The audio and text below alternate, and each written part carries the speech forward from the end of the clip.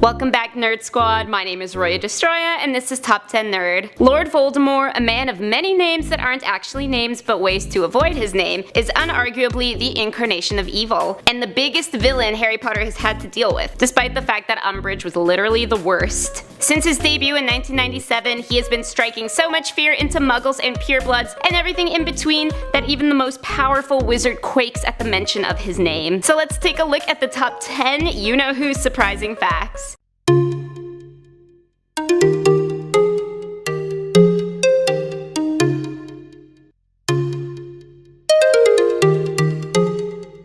In the number 10 spot, we kick off with his name. I know we're not supposed to say it, and I really am trying my best here, but for the sake of this fact, we need to get the pronunciation of his name clear. Author J.K. Rowling waited until 2015, that's almost 20 years after the first novel, to let us all know that we've been saying the Dark Lord's name incorrectly. The true pronunciation drops the T at the end of the name in true French fashion for the pronunciation of Voldemort. Of course, Voldemort was said all throughout the films, so the characters who were afraid of saying his name really had nothing to worry about. Turns out that wasn't even really his name. Voldemort. Voldemort. Voldemort. Voldemort. Voldemort.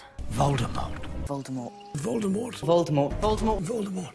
Lord Voldemort. Coming in at number 9, we have his appearance in the films. Because the majority of the cast in the Harry Potter movies were children, filming times were short due to restrictions of the law in regards to children's working hours. So rather than the planned 6 hours of makeup to transform Ralph Fiennes into the Dark Lord, the makeup team only had 2, which is not a lot to create this out of this. So they had to get creative. First off, the signature veins on you-know-who's head weren't airbrushed on every time. They were made digitally and transferred via temporary tattoo. They applied gelatin forehead instead of trying to cover the brows up. And most famously, they did not actually chop Ralph's nose off. The easier and slightly more humane option was not makeup, but rather some skillful CGI. Next up at number 8 is his Olympic appearance. No, the Dark Lord is not actually an Olympic athlete, but he did make an appearance at the 2012 Games in London, England. A 100-foot inflatable Voldemort was used in the opening ceremony to celebrate English children's literature, alongside the likes of Captain Hook and Cruella de Vil. The stuff of nightmares here. Luckily, a horde of Mary Poppins just happened to be hanging around to save the audience. Harry Potter was unavailable at the time, probably too busy sneaking around the castle past curfew, as usual. Mischief managed. In the number 7 spot, we have his soft side. The man is essentially the definition of a psychopath, but he did have one small act of mercy that you may have missed, especially if you've only seen the movies. He is portrayed as a cold-blooded killer who quashes everyone in his path without remorse. But while he was making his way downtown walking fast to kill the Potter child, the Dark Lord was stopped by a young muggle who complimented him on his Halloween costume. Normally this would spell out, get it, spell out, danger for the kid.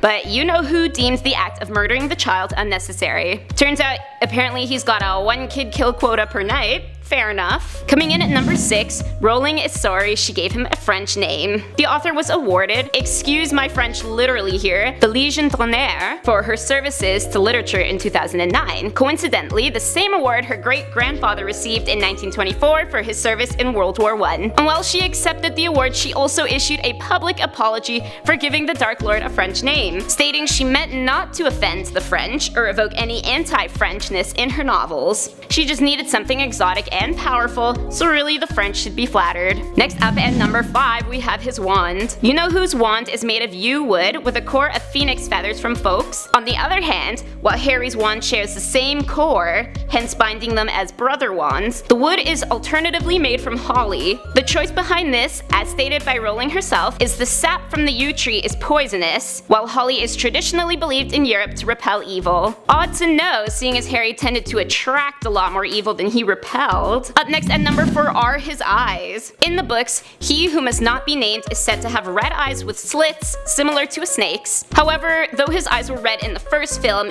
in subsequent films the eye color was changed to blue. The reason behind this change was to promote better emotional expression, because we all know how emotionally expressive the Dark Lord is. As well, the blue eyes were thought to make him more human and therefore more real, and therefore more frightening. For the films, the slits were opted against, but if you peep real quick in Goblet of Fire, after he emerges from the cauldron, you'll catch a glimpse of the original pupils. In the number 3 spot, Tom Riddle is a real person. Harry Potter fans went wild when it was discovered that a man named Thomas Riddle was buried in Edinburgh, Greyfriars Kirkyard. The true Tom Riddle passed away in 1806 at the age of 72, while the fictional Tom met his death at 71. Struck by the reality of having a real Thomas Riddle in our midst, fans began to leave notes at the graveyard, and even incorporated it on the Potter Trail tour. Rest in peace, they said. It would be easy, they said. Coming in at number 2 is the inspiration for He Who Must Not Be Named. The idea of something being so powerful people are afraid to speak of it really appealed to JK, and this is the reason behind it. In the 1950s and 60s, there existed 2 London East Ender gangsters,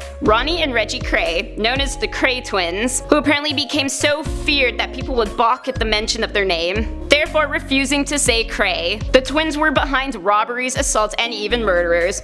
That's cray cray, I know. And finally, in the number 1 spot, we have the Twitter shade. Parallels have recently been drawn between the Dark Lord and US President Donald Trump. A lot of this has to do with you-know-who's obsession with ridding the world of muggles and half-bloods, can we say self-loathing, and Trump's desire to rid America of Muslims. So when the name Trump Voldemort began floating around, Rowling tweeted out that Donald Trump was worse. Ouch, Avada Kedavra's fired. So those are the top 10 Lord Voldemort surprising facts. Let me know in the comments section down below who is your favorite Harry Potter character. My name is Roya Destroya, thanks for watching, don't forget to hit subscribe so you never miss another nerdy list.